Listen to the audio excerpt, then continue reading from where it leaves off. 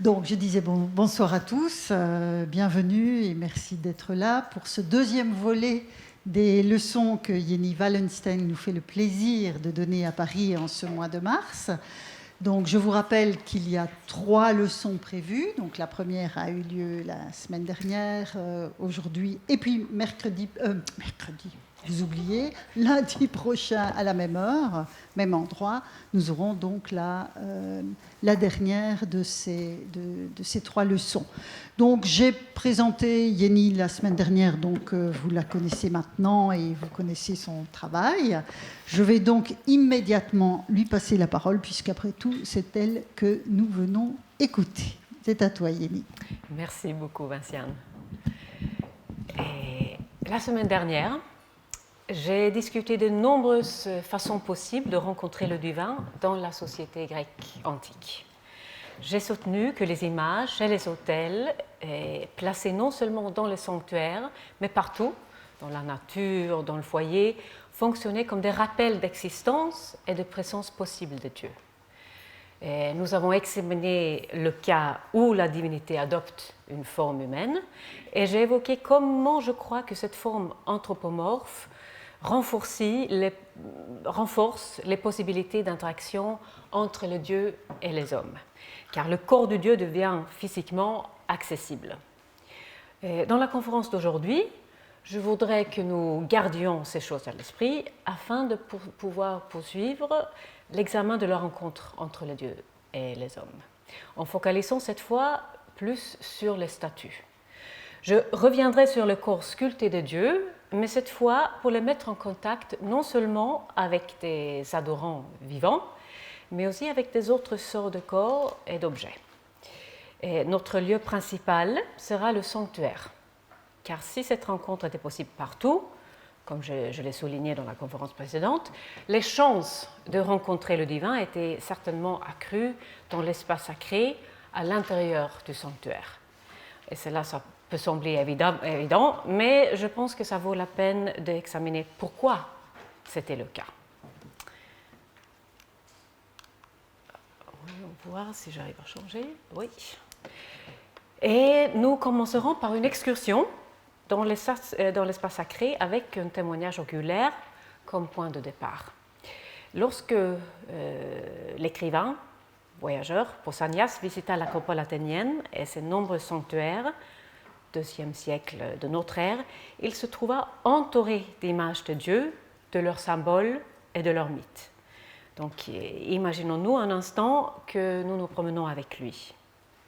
Déjà, en montant vers la citadelle, on voit tout de suite une tête dorée de Méduse sur un pot de chèvre, donc une égide, placée sur ce mur sud de l'acropole. Et donc tout de suite, il n'y a aucun doute sur la divinité principale de cette acropole. L'égide, évidemment, faisait partie de l'armure de la déesse Athéna et peut-être son attribut le plus célèbre. Dès l'entrée, nous rencontrons des images d'Hermès, Propylien et des grâces ou nymphes.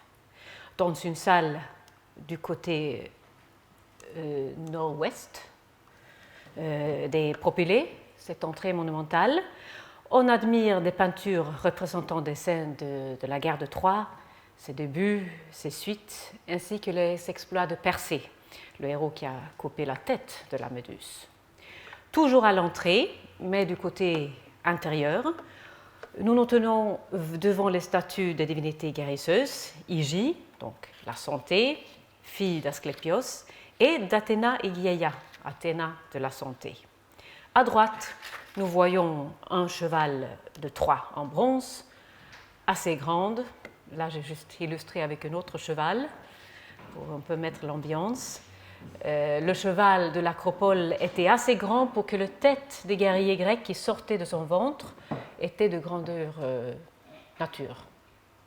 Au voisinage du cheval, on reconnaît Athéna frappant Marsyas, le satyre malchanceux qui osa ramasser et jouer d'un instrument dont la déesse s'était débarrassée, et à côté de ce groupe, Thésée combattant le Minotaure. Puis Héraclès étranglant le serpent qu'il avait attaqué dans son berceau sur l'ordre des rats, et Athéna naissant de la tête de Zeus. Dominant tout cela sur le fronton du Parthénon, nous assistons à une lutte intense entre Athéna et Poséidon à propos de la protection d'Athènes. On voit la terre, la déesse Gaïa, sortant du rocher. Là, j'ai illustré avec une vase, mais on s'imagine qu'en fait, cette statue sur l'acropole était placée sur le rocher même, sans base, pour que justement elle sorte du rocher pour implorer Zeus de faire pleuvoir sur elle. Puis encore, on continue, une autre représentation d'Athéna et Poséidon qui se disputent. Cette fois, Athéna affiche un plant d'olivier et Poséidon une vague. On voit des statues de Zeus, un Apollon qu'on appelle le dieu sauterelle, puisqu'il a chassé ces insectes d'Athènes, et, impossible à manquer, la majestueuse Athéna en bronze réalisée par Phidias, haute de moins de 9 mètres. Et alors, ceci, ce n'est qu'une sélection parmi les monuments ornant l'acropole. Je pourrais continuer très longtemps ce récit de Pausanias, de ce qu'il a vu, et je n'ai même pas laissé Pausanias entrer dans les temples pour parler de ce qu'il y avait dedans. Certainement des autres statues de dieux, Athéna, Artémis, etc. Et encore, je n'ai même pas ajouté les statues d'humains qui peuplaient aussi l'espace sacré de l'acropole. À tout ce que je viens de mentionner, il faut ajouter des autres images, des prêtres, autres fonctionnaires de culte, ainsi que des humains. Au fil du temps, en effet, les statues portraits des mortels sont devenues plus fréquentes, même dans les sanctuaires, que les statues de Dieu. Revenons à l'acropole. À côté des peintures mythologiques de l'aile nord du bâtiment d'entrée, figurait également le symbole de l'enfant terrible de la fin du 5e siècle, Alcibiade, une lionne en bronze était le symbole de la courtisane Léaïna, son nom signifie donc lionne, et éparpillée sur la falaise se trouvait une multitude de statues de généraux, d'athlètes, de poètes, filles aristocratiques. Le long du côté sud de l'acropole et du Parthénon se trouvait même un sombre rappel des anciens champs de bataille. Ici ont été placées des statues en bronze d'ennemis luttant contre les Grecs dans des batailles humaines et divines, les dieux contre les géants, et les Athéniens contre les Amazones et les Perses, les Grecs de Pergame contre les Gaulois. Au total, l'acropole offrait un palimpseste d'histoires et de personnages, donnant aux visiteurs la chance de parcourir littéralement l'histoire et la société athénienne en compagnie des vivants et des morts, des mortels et d'immortels. Mais on peut dire l'acropole athénienne n'est pas un sanctuaire typique. C'est plutôt une collection déjà de sanctuaires et de sanctuaires riches en plus. Et c'est certainement vrai. Certains lieux de culte étaient si discrets qu'on pouvait y entrer sans se rendre compte. La plupart des sanctuaires étaient probablement dépourvus de murs ou de bornes, comme l'a récemment montré notre collègue Gunnar Lekroth. Lorsque Socrate et son ami Phèdre se promènent le long de la rivière Ilistos, ils passent devant un hôtel de Borée, le vent du Nord, que Phèdre n'a jamais remarqué auparavant. Et quand ils finissent par arriver dans un bel endroit près d'une source, Socrate dit que cela semble être consacré aux nymphes et à Archélos, le dieu fleuve, à en juger par les dédicaces des figures et des statues. Peut-être pouvons-nous imaginer des versions tridimensionnelles de ce relief votive, dédié justement à Hermès, les nymphes et Archélos. Ce dernier ici représenté comme sous la forme d'un taureau à tête humaine, en parlant d'anthropomorphisme et zoomorphisme combinés. Donc, en fait, même si vous tombiez sur un sanctuaire plus ou moins par hasard, ce sanctuaire aurait été reconnaissable aux mêmes choses trouvées dans le riche sanctuaire d'Athéna, Polias d'Athènes, bien qu'à une échelle plus modeste, à travers les images de Dieu et leurs symboles, comme à travers leurs plantes sacrées, leurs autels, leurs offrandes. Mais en quoi alors ces lieux sacrés augmentent-ils les chances de rencontrer le divin? Le récit de Pausanias montre bien sûr comment un visiteur marchait littéralement parmi les dieux sur l'acropole, et comme le sentait et le voyait Socrate sur les pentes de l'Ilissos.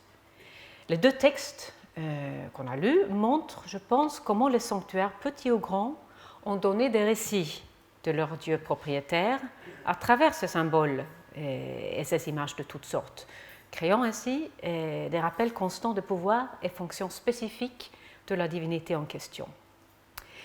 Mais j'ai déjà souligné que ces images de Dieu se trouvaient en fait partout.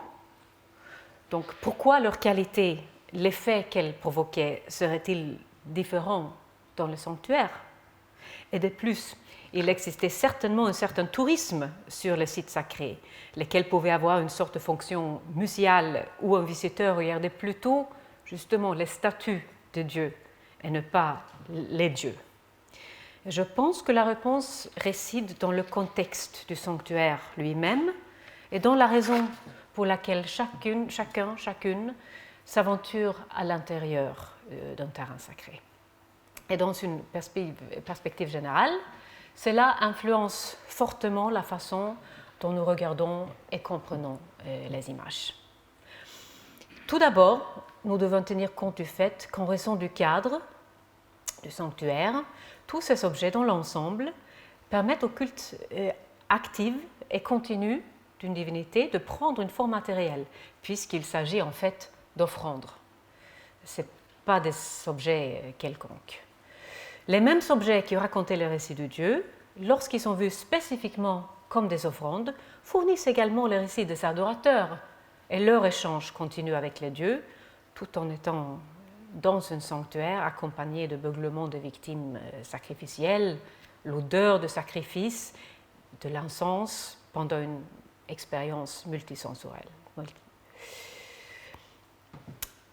Et descendons un instant du haut de l'acropole et prenons quelques exemples de ce double récit de Dieu et des adorateurs de quelques sanctuaires qui se trouvent sur les pentes de l'acropole et dans le reste de l'Attique.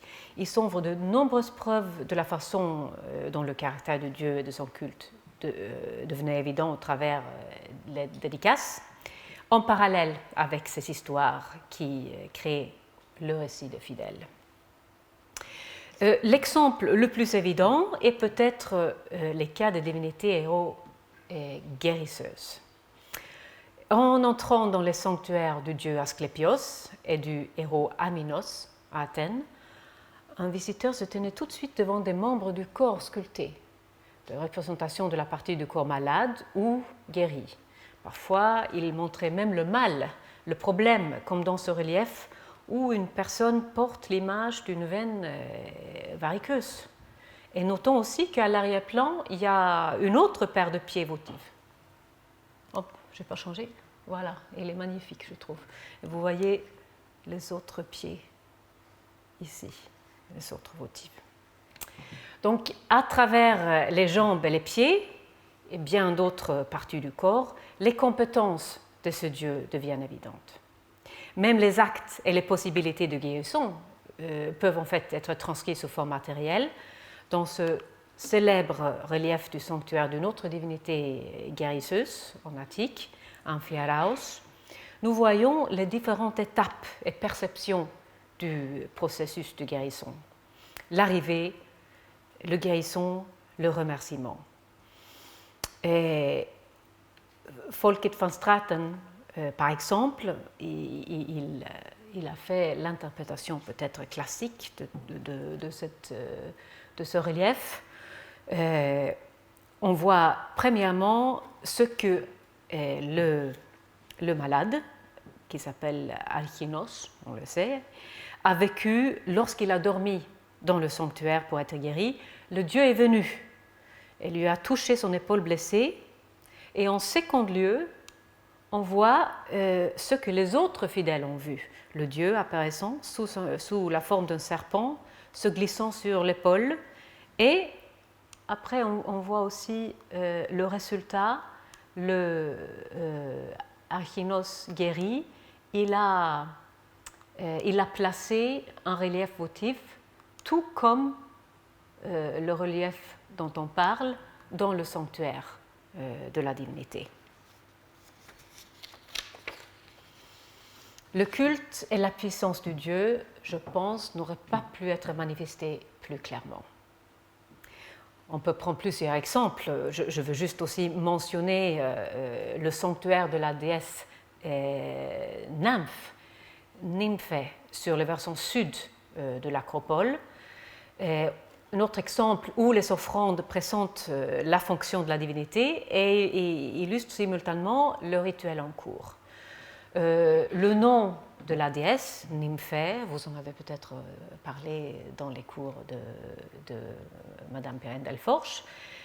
Son nom désigne à la fois l'être divin, la nymphe, et la jeune femme sur le point de se marier ou récemment mariée.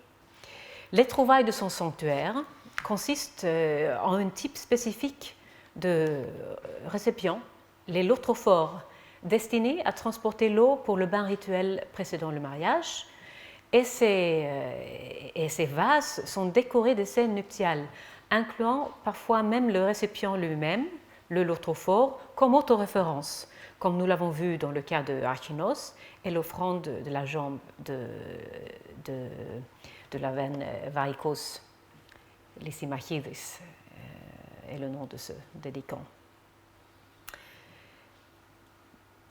Donc, quiconque qui entrait dans l'un ou l'autre de ces sanctuaires aurait ainsi progressé à travers celui-ci en percevant à la fois l'expertise et le pouvoir divin et le culte humain continu. Et ça va avec la deuxième raison d'une possibilité accrue de rencontrer le divin dans le sanctuaire, ce dont nous avons commencé à discuter lundi dernier, la statue de culte elle-même. D'abord, il faut peut-être préciser que tous les sanctuaires n'ont peut-être pas eu une image de culte, et de plus que toutes les images de culte n'ont pas reçu de visiteurs. Je cite par exemple l'exemple d'Ilithi dans la ville d'Hermione, mais si nous nous concentrons maintenant sur le sanctuaire qui en effet abritait des images de culte et permettait aux visiteurs d'entrer dans leur temple, je pense que nous pouvons conclure que les fidèles se sont aventurés à l'intérieur dans le but de voir l'image de Dieu.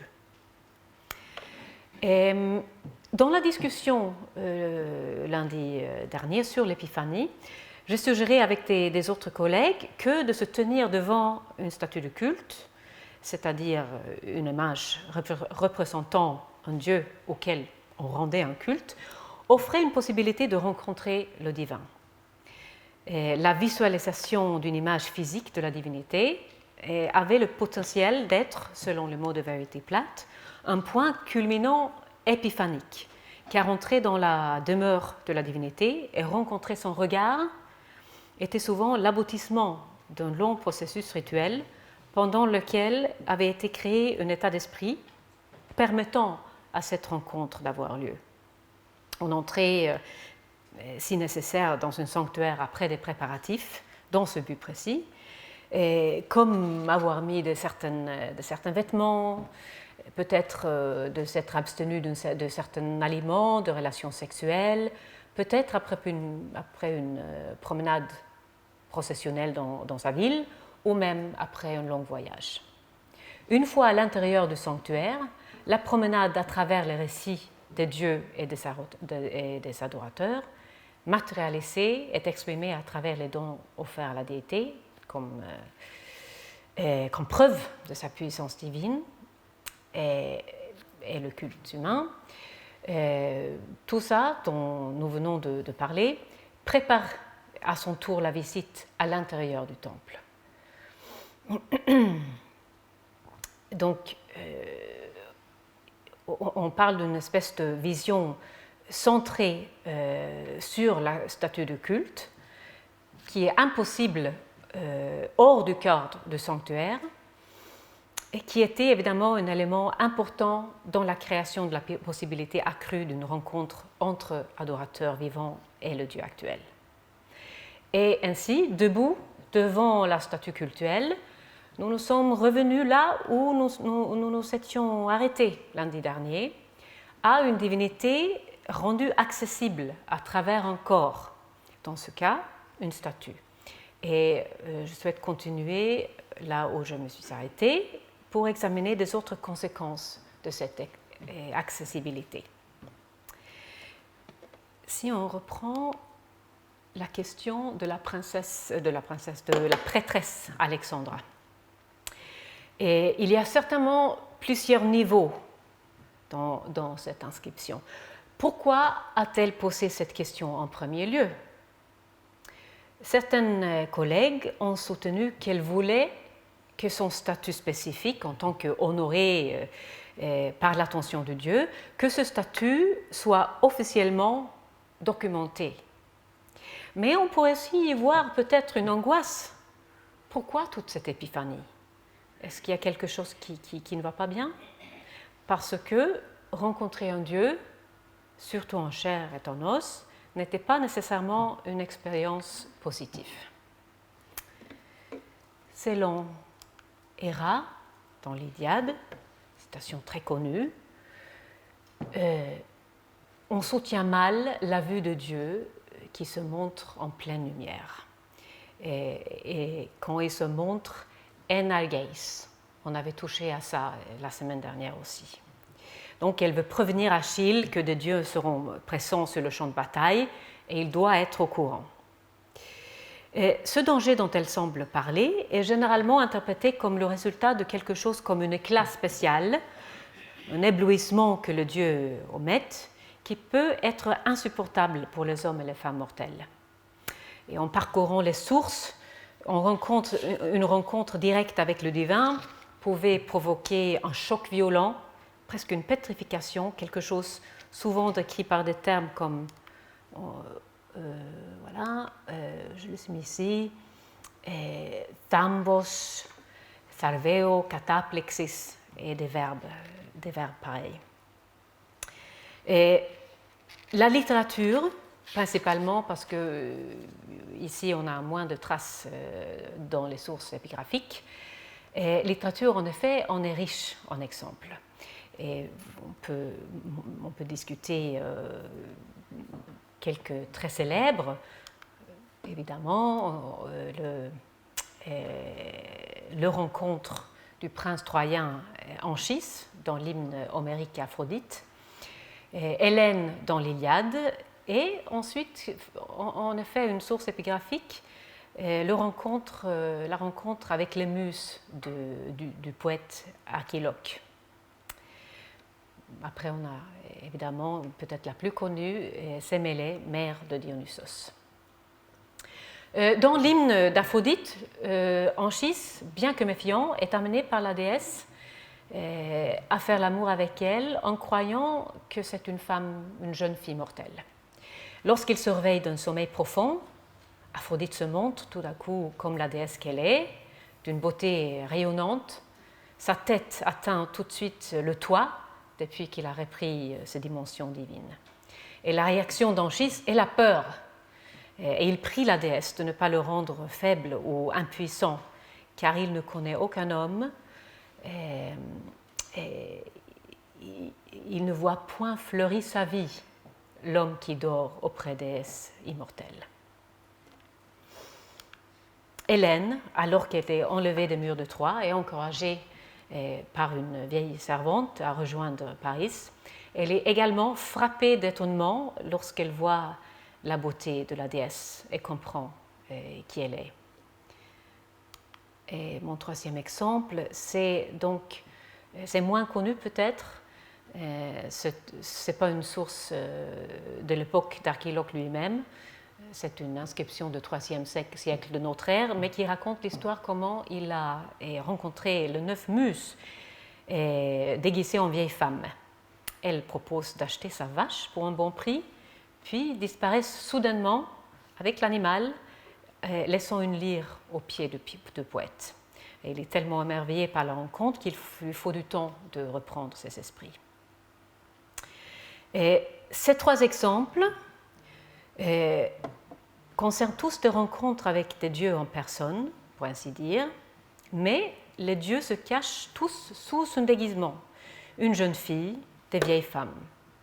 Parce que si le corps anthropomorphe est en premier lieu efficace pour inviter les humains à interagir même intimement avec les dieux, à travers le désir, par exemple, à travers le désir du corps féminin, ou encore à travers la pitié pour le corps vieilli, comme lorsque Iason aide une vieille femme à traverser une rivière, en réalité Héra déguisée.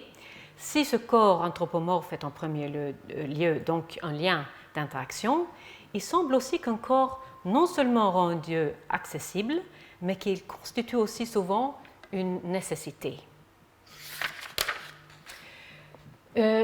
Dans les exemples que je viens de montrer, les dieux essaient en effet de protéger les humains qu'ils rencontrent, puisque dans ces cas, les dieux sont bien sûr bien disposés envers eux, et l'épiphanie se fait par leur propre volonté et initiative.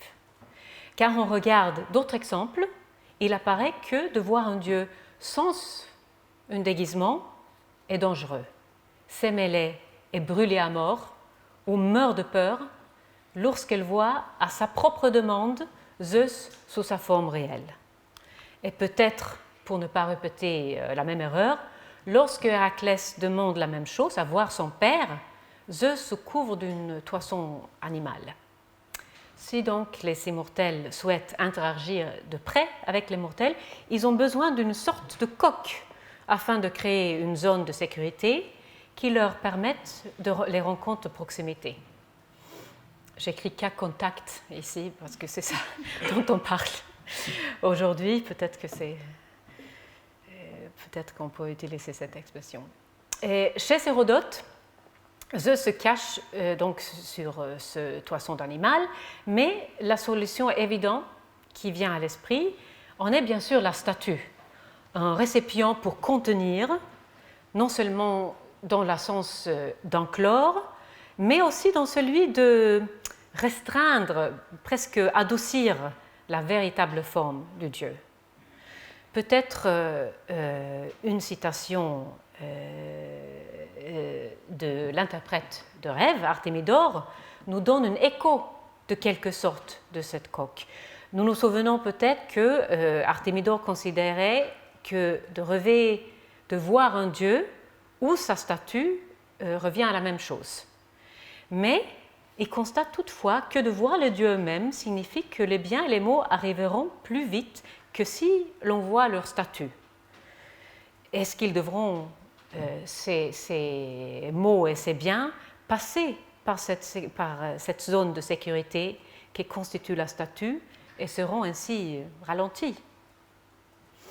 En effet, je pense qu'on pourrait dire que toutes les formes qui prend le divin pour se manifester aux mortels sont en réalité des coques de sécurité, sorte de membrane. Simplement encore, parmi toutes ces formes, la forme anthropomorphe est la coquille la plus compatible, qu'elle soit sous une forme de suprahumain, statue, ou même sous la forme plus fuyante d'un phasma, d'une image fantomatique. Non seulement le corps divin anthropomorphe est-il pleinement compatible, comme on l'a vu avec les activités humaines, il est même suffisamment pour avoir une progéniture. Aîné est né après la rencontre d'Anchis et d'Aphrodite, et Sémélé est tombée enceinte avant la suppression fatale de la coque protectrice de Zeus. Toutefois, il reste des dangers. Et tout comme l'accès du corps divin peut amener les mortels à le maltraiter, et ainsi le filet anthropomorphique de sécurité peut mal tourner. Si les hommes voient le Dieu anthropomorphe contre sa volonté, et même s'il s'échappe à l'effroi de la vision d'un Dieu, une punition suit rapidement et elle est souvent très cruelle. Actéon, le compagnon de chasse d'Artémis, qui vit la déesse nue, fut mis en pièces par ses propres chiens. Térésias, qui lui aussi vit une déesse nue, Athéna cette fois, devient aveugle. Et la prêtresse Iodamé fut littéralement pétrifiée quand elle entra de nuit dans le temple d'Athéna et contempla la tête de Méduse ornant la tunique de la déesse. Dans ces cas-là, la forme anthropomorphe même qui a permis l'interaction entre mortels et immortels constitue la raison même du désastre. Et là, je prends l'occasion de me corriger. J'avais dit la semaine dernière que les rédacteurs de l'œuvre formidable Les dieux d'Homère II, Anthropomorphisme, étaient... je dois me corriger. Les rédacteurs sont en effet Renaud Gagné et Miguel Herrero. Voilà. Excusez-moi pour cette erreur. Et oui, encore le corps anthropomorphe. Je pense qu'il porte aussi un deuxième danger en lui. Un corps visible, accessible et de forme humaine ouvre la porte à la comparaison. Il peut s'agir simplement d'un compliment. Lorsqu'Ulysse rencontre Nausicaa, il est émerveillé de sa beauté et il se demande si elle est en fait en présence d'Artémis. Mais la comparaison peut aussi devenir incontrôlable. Le corps humain et ses capacités ou limites se trouvent au cœur de récits où la comparaison tourne mal à cause de la vantardise de mortels ou de la jalousie de Dieu, éveillée par la beauté d'un humain, sa fertilité, son habileté au tissage ou au jeu d'un instrument musical. Et de manière très intéressante, le châtiment qu'entraîne une comparaison plutôt favorable à un humain est très souvent la transformation ou la mutilation de son corps. Dans la version qui donne Ovide du mythe de la jeune fille qui est Arachné, qui défie Athéna, la déesse de l'artisanat, à propos de son habileté dans l'art du tissage, elle est métamorphosée en araignée. Niobé, se vantant de son statut, de sa beauté et de sa nombreuse progéniture, voit ses enfants être tués un par un et elle est elle-même transformée en roc. Dans la version évripédienne du sort d'Actéon, le chasseur, il est puni parce qu'il se vante d'être meilleur chasseur qu'Artémis. Et par conséquent, il est transformé en biche et attaqué par sa propre meute de chiens. Le satyre Marsyas, certes pas un humain, s'étant mesuré à Apollon lors d'un concours musical, fut privé de son aspect corporel, il fut écorché. Toutes, comme la religion a été intégrée dans la société grecque, ne constituait pas une sphère séparée, les immortels et les mortels se mêlent non seulement dans ou à travers les actes rituels, mais en fait dans l'existence de tous les jours. Et dans cet échange constant, le corps humain joue un rôle clé, les dieux prenant leur forme et les humains réagissant avec leur propre corps. La forme humaine amène donc avec elle des possibilités infinies de rencontres directes avec les dieux, parfois bénéfiques, parfois dangereuses, mais toujours tentantes. Et en gardant tout ça dans nos têtes, je voudrais maintenant faire une deuxième excursion, cette fois à l'île de Calavrie, dans le golfe Saronique, où l'Institut suédois a longtemps mené des fouilles. C'est en fait le site de première fouille suédoise en Méditerranée, à travers une brève campagne en 1894. L'île actuelle de Poros, c'est Calavrie. Il est composé de deux îles, Sferia, où se trouve la ville moderne, et Calavrie, qui est moins habitée, couverte d'arbres. C'est une très très belle île. Et depuis au moins l'époque archaïque, Calavrie était le site d'un important sanctuaire de Poséidon. Il était dirigé par une amphictyonie, tout comme Delphes. Dans le cas de Calavrie, c'est une association de 7 cités voisines. Nous n'avons pas une image très claire des débuts du sanctuaire. Il y a des traces d'activité dans la zone du temple déjà à l'Arche de Bronze, mais pas d'un type qui puisse corroborer une continuité du culte dans les périodes historiques ultérieures. Toutefois, il existe certainement une activité cultuelle au début de la période archaïque, au moins à partir du VIe siècle avant notre ère, où les découvertes comprennent des offrandes très typiques, des vases miniatures, des figurines, etc. Les fouilles ont identifié le début d'une phase de monumentalisation, beaucoup d'activités, de construction autour de 500 avant notre ère. À cette époque, le sanctuaire est équipé de nouveaux bâtiments d'entrée, un propylon et d'un temple, ici. Du temple lui-même, il ne reste que des restes architecturaux fragmentaires, vraiment fragmentaires, mais ce reste suggère quand même des dimensions et des styles architecturaux similaires à ceux du temple d'Afaya sur l'île voisine d'Égine. Dans l'ensemble, le matériel de Calavrie montre les contours d'un sanctuaire assez traditionnel, mais qui est devenu très célèbre, d'abord comme lieu de refuge en général, d'asile, et deuxièmement comme lieu d'asile de l'orateur Démosthène en particulier. Démosthène a fui ses ennemis macédoniens et il a demandé l'asile auprès de Dieu à Calavrie, mais lorsqu'il s'est rendu compte que ces derniers ne respecteraient pas le caractère sacré de la protection de Poséidon, il s'est suicidé dans le sanctuaire en 3022 avant notre ère. Et dans ce suite, je vais me concentrer sur une brève période, juste après, une période de la phase hellénistique du sanctuaire. Et il semble que le sanctuaire, c'est une phase de prospérité, et en plus, Calavrie est devenue une cité-État à part entière, la ville voisine de Trézène ayant perdu son influence sur Calavrie. Ce genre de sanctuaire, notamment géré par une organisation de plusieurs villes, aurait dû générer un important matériel épigraphique. Mais en fait, seulement 18 inscriptions ont été retrouvées de toutes les périodes. Et sur ces 18, 8, fait intéressant, appartiennent à la même famille. Et j'ai étudié et publié ce matériel aux 3 inscriptions de ce dossier avec le professeur Nikolaos Papazarkadas. Donc ce qui-ci découle de notre travail commun dans une grande partie.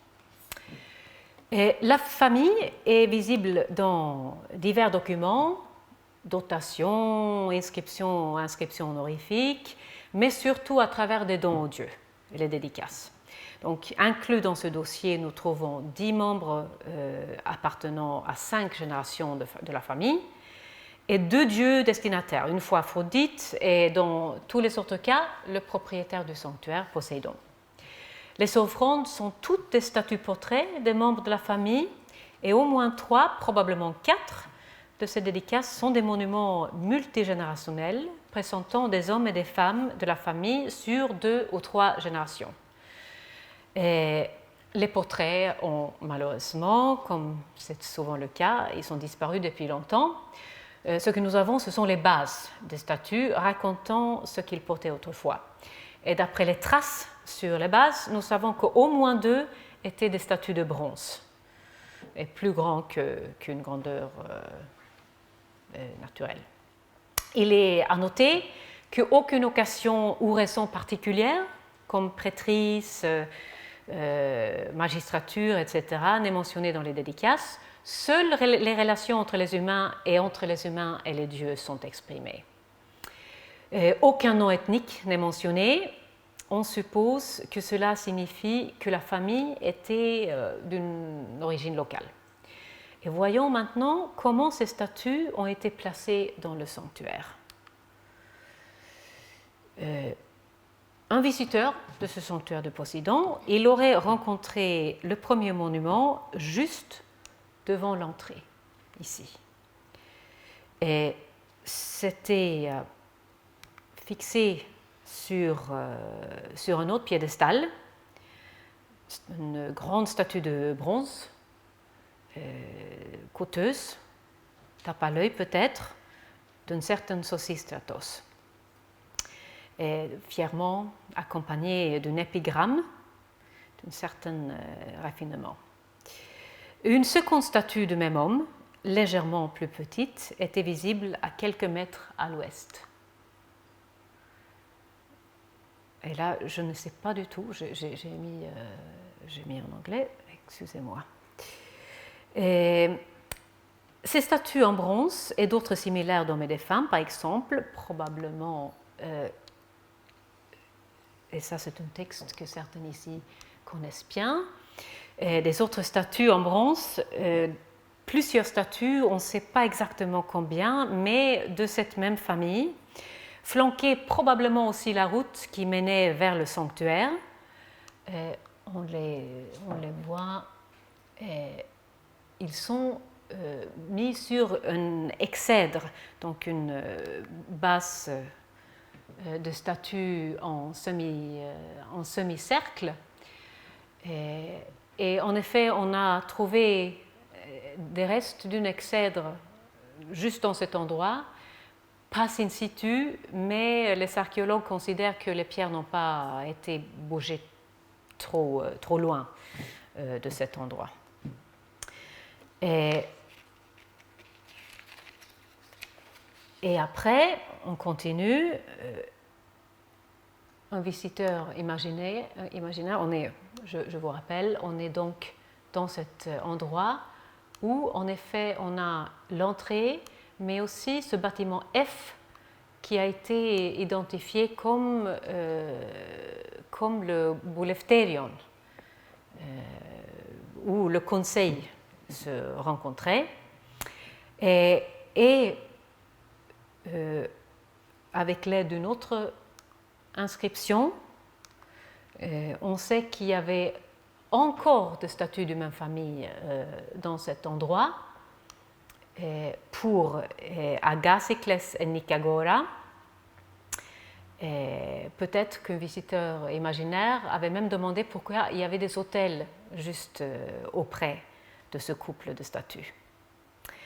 Et si ce visiteur était observateur, il s'est aussi rendu compte que c'était ce même couple qui avait dédié à Poséidon le statut de leur petit-fils, à Agasikles, qui aussi était honoré juste dans cet endroit par la police de Calavrie.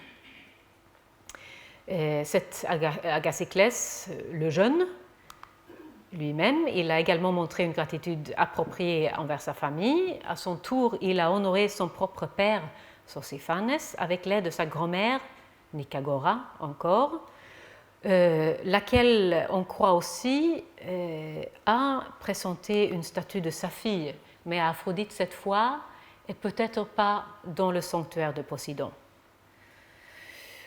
Donc, déjà avant de franchir la porte d'entrée vers la zone principale du sanctuaire, un visiteur aurait compris qu'il ne s'agissait pas d'une famille calavrienne ordinaire.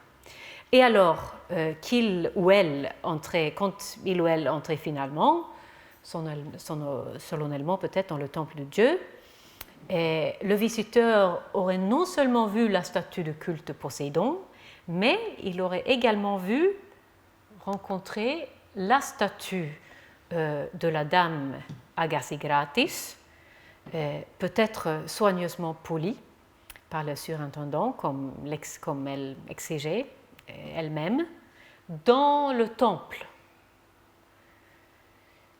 Donc je pense que le visiteur, une visiteuse, il aurait, après son, été très impressionné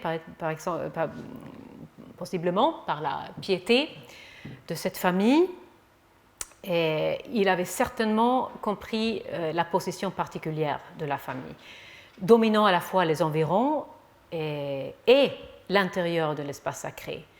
Et il avait certainement compris la relation étroite avec les dieux vénérés, et qui s'exprime, à mon avis, ainsi matériellement à travers le placement de monuments pour les individus représentés dans l'entourage des dieux. Mais qu'est-ce qu'il se passe ensuite? Nous avons beaucoup de chance d'avoir le texte de Pausanias à propos de l'acropole d'Athènes. Sans tenir compte du fait qu'il a pu mal dater certaines choses, peut-être qu'il il a mal compris le sens d'autres, par son récit, nous avons quand même une idée de ce qui a dû être un paysage fantastique où se mêlaient figures humaines et divines. Et d'ailleurs, nous avons certaines choses pour soutenir son récit. Comme on a la base de la statue d'Athéna Igéia par exemple, on a la base du grand cheval de Troie, on a l'inscription et des traces de cette figure de Gaïa dont j'ai parlé, etc. Et bien sûr les grands bâtiments qui peut donc corroborer le récit de Pausanias. À Calabrie, ça, ce n'est pas du tout le cas. Curieusement, je pense, ce qui a survécu des images à grande échelle dont nous disposons, ce sont donc les bases et les inscriptions des monuments d'hommes et de femmes mortels ordinaires, mais riches et puissantes. Mais à quel point sont-ils en fait des humains ordinaires? Reprenons leur localisation dans le sanctuaire. Le fait que Agasigratis, ou quelqu'un d'autre d'ailleurs, ait fait placer son portrait à l'intérieur du temple est remarquable. C'était un honneur considérable.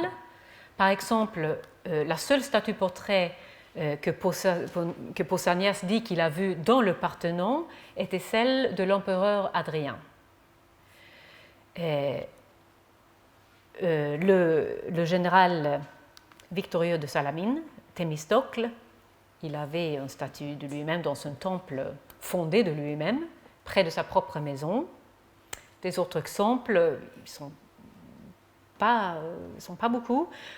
Plutôt, on trouve, par exemple, au IVe siècle de notre ère, une statue d'Ada, la reine d'Halicarnasse, installée dans la cella du temple d'Athéna à Priénée. Plus tard, au 1er siècle de notre ère, l'évergète Artémidore de Cnidos, en Asie mineure, il était honoré par une statue en or dans le temple d'Artémis Iakintotrophos et Epiphanes. Et souvent, comme le note John Moore, cet honneur est rendu à des personnes avec un lien particulier avec le culte. Notons peut-être que Thémistocle, il avait même fondé le temple où il avait sa statue, même si petit. Et on peut noter que dans la plupart des cas connus de statues placées dans la cella du temple, les personnes nous sont encore bien connues aujourd'hui.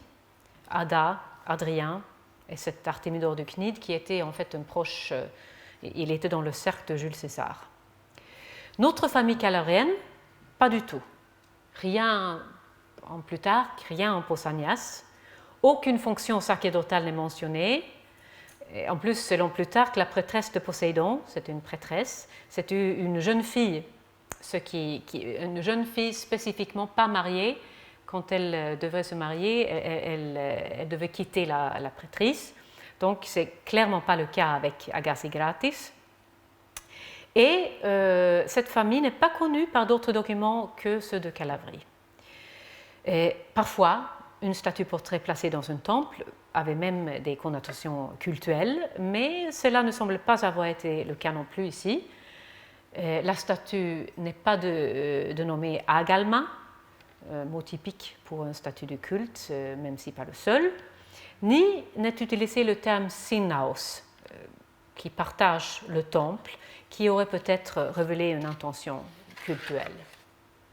Et pourtant, des liens avec les dieux sont là. Parce que si on regarde de plus près, il n'y a probablement pas que Agasigratis qui occupe une place d'honneur. Retournons au plan. Au moins 3 statues-portraits étaient placées devant l'entrée du sanctuaire, on l'a dit, celle de Sosistratos, Agasiclès le Jeune et Sosiphane, presque comme si elles contrôlaient les individus qui entraient. Mais pourquoi en dehors du sanctuaire propre? il convient, je pense, également de noter que Zetson, bien qu'en face donc du propylon du téménos, se trouve également en face de ce qu'on a interprété comme le Boulefterion, la maison du conseil. Et regardons donc cet endroit du plus près.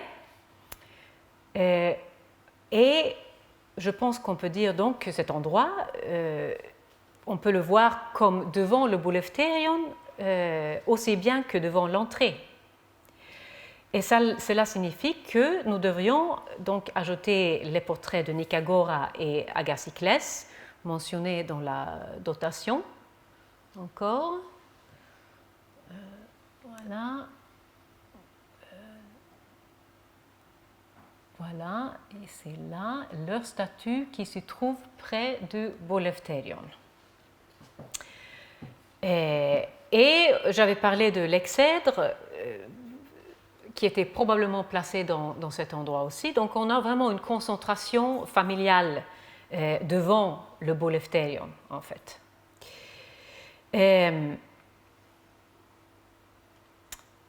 Dans les mêmes documents de dotation, on peut voir qu'il y a un dieu autre de Poséidon qui reçoit un sacrifice à côté ou avec lui, Zeus Zoter.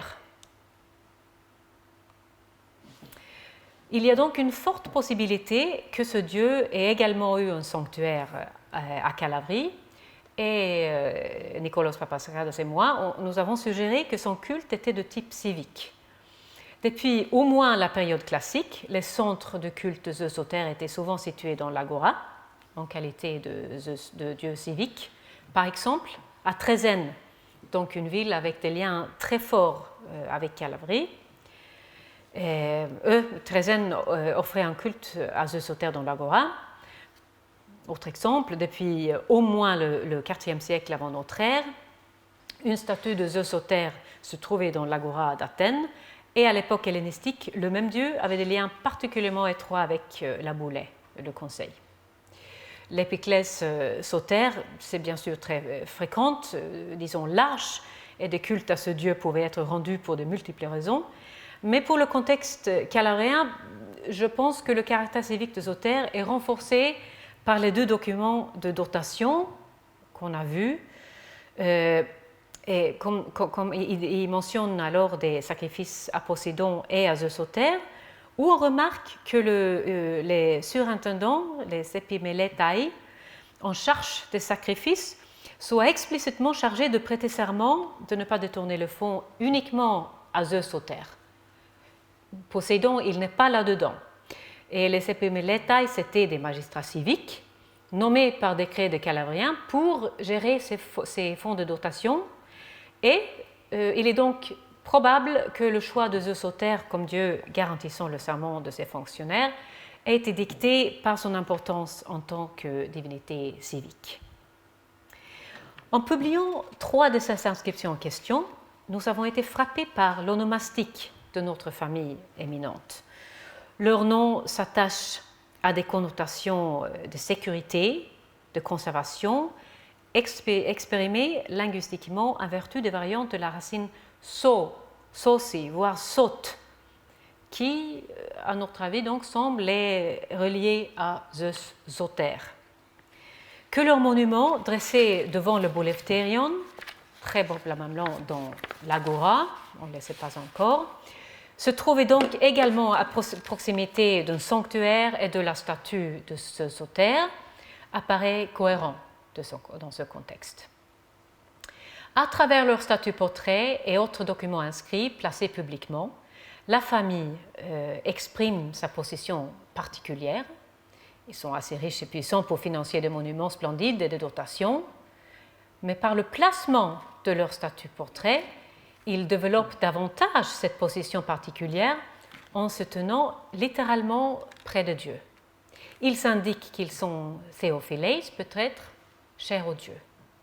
Nous avons une statue placée dans le temple de Poséidon, et je crois donc personnellement qu'il y avait plusieurs placées comme cas contact avec le divin, des statues qui se tenait sinon dans un temple, alors dans un sanctuaire de Zeus au terre, peut-être même près de son autel. On se souvient du passage intéressant où des autels sont placés devant les statues de Nicagora et d'Agathoclès.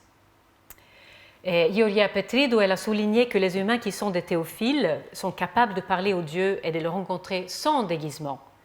Mais je pense qu'il est important de souligner aussi que cette membrane de sécurité constituée par un corps de quelque sorte adapté par le divin est toujours nécessaire. Pour cela, notre famille calabrienne a pris soin de non seulement célébrer le culte de Dieu comme des êtres humains s'approchant d'une statue de culte avec sa possibilité de lieu d'épiphanie, mais aussi comme des statues d'êtres humains fermement plantés dans l'espace du divin. Et c'est un stratagème peut-être intéressant. Non seulement une statue peut être en proximité immédiate d'un Dieu sans danger, mais elle peut le faire en permanence, car elle est plus forte qu'un corps humain. Le bronze et le marbre n'ont pas besoin de repos. On peut estimer, d'après les empreintes laissées sur le bas, qu'au moins 2 statues étaient plus grandes que nature, tout comme les dieux. De plus, une statue n'a pas besoin de manger, tout comme les dieux. Une statue brille comme le corps de Dieu, surtout si elle a été nettoyée et couronnée comme la statue d'Agathoclès. À travers les statues portraits de ses membres, notre famille a en effet fait de leur corps humain leur sous-corps semblable au surcorps de Dieu et placé dans la maison ou l'espace du Dieu en permanence. Les conséquences sont aussi intéressantes. Bien sûr, un visiteur local du temple aurait su que les statues d'Agathoclès et de ses proches n'étaient que des humains. Mais qu'en est-il du point de vue d'un visiteur de loin? Nous savons par les offrandes que le sanctuaire de Poséidon à Calabrie attirait une foule internationale. Comment aurait-il compris ces statues? J'ai parlé plutôt des récits de Dieu et des hommes présents dans un sanctuaire, exprimés au moyen des objets du sanctuaire par les offrandes. Il nous reste très peu de tout ça en Calabrie, mais il n'y a pas de doute qu'il y en avait.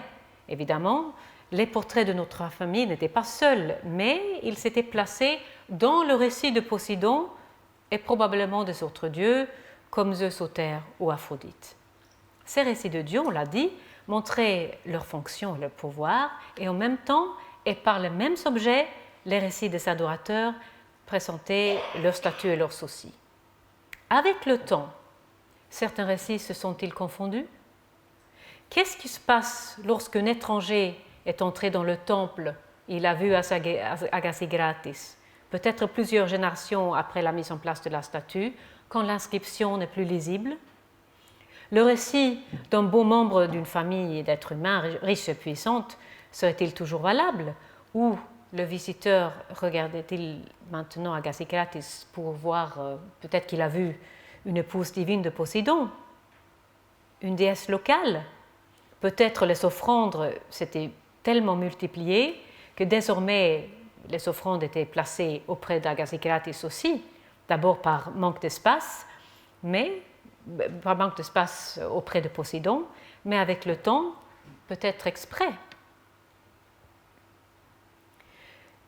Et comment les statues de Nicagora et Agathoclès auraient-elles apparu à un pèlerin, placées près des autels clairement utilisés pour le culte? En tant qu'éternelle présence sacerdotale peut-être, près de l'autel, ou en tant que destinataire de culte, une version tridimensionnelle des reliefs votifs qu'on a vus.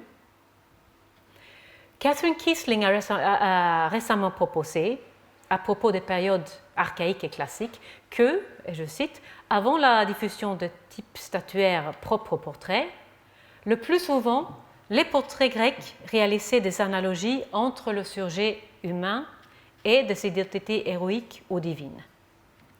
Ça, c'était la citation. Par le placement des statues portraits, un humain représenté par un portrait pouvait être littéralement proche de Dieu, sans danger et sans interruption. Dans une perspective de long terme, faite à dessein ou non, je pense qu'on pourrait suggérer qu'avec le temps, les limites entre Dieu et adorateur pouvaient s'estomper. Il y avait donc des moyens matériaux de brouiller les frontières entre mortels et immortels, toujours par ce pont entre les deux, entre mortel et immortel, que constitue la forme anthropomorphe. Merci.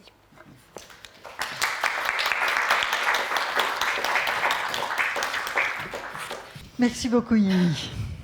Le menu était copieux et particulièrement intéressant. Merci pour la coquille ou la coque. C'est une très très bonne idée en fait, parce qu'on est toujours bloqué par l'idée des métamorphoses. Oui. Et puis là, à partir du moment où on te suit et on conçoit, on voit, je dirais, cette enveloppe dans la... Ça veut dire que toute forme peut est une coquille, une coque qui reçoit quelque chose qui est le Dieu. Et donc...